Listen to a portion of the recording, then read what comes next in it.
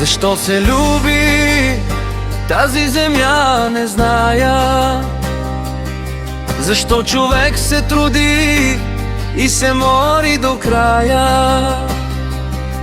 Стойност няма и колкото крило на муха. Само едно сухо господарство е тя, прахта.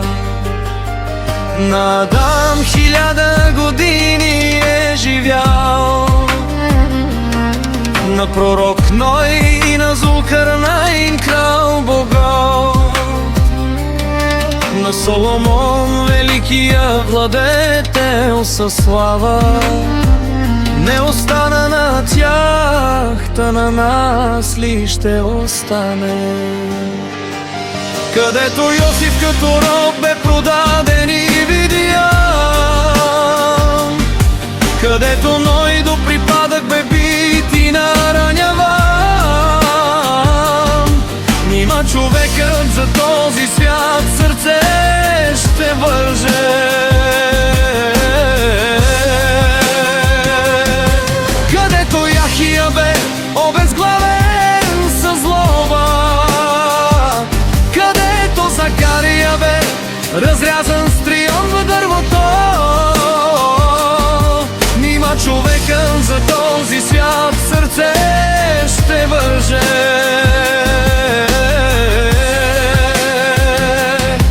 Където Авраам в огъня бе хвърлен с ярост, където пророкът Мухамед бе замеран с камъни без жалост, нима човекът за този свят сърце ще върже.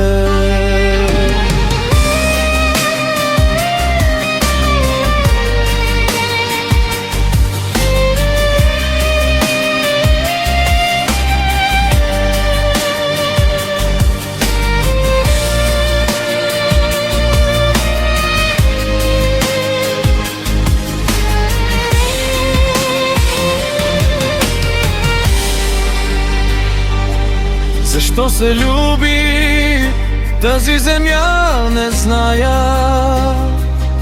Защо човек се труди и се мори до края. Нали не може със себе си нищо да вземе, освен делата си и савана в онова време. На Корей, който имаше имоти без чест,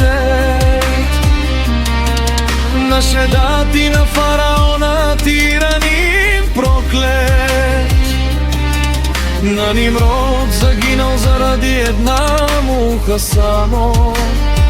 Не остана на тях, та на нас ли ще остане?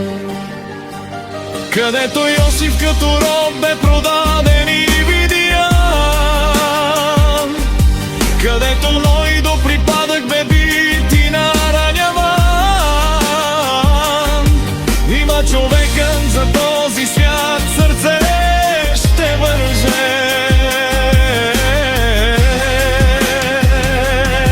Където Яхия бе обезглавен със злоба, където Закария бе разрязан с трион в дървото, нима човекът за този свят сърце ще върже.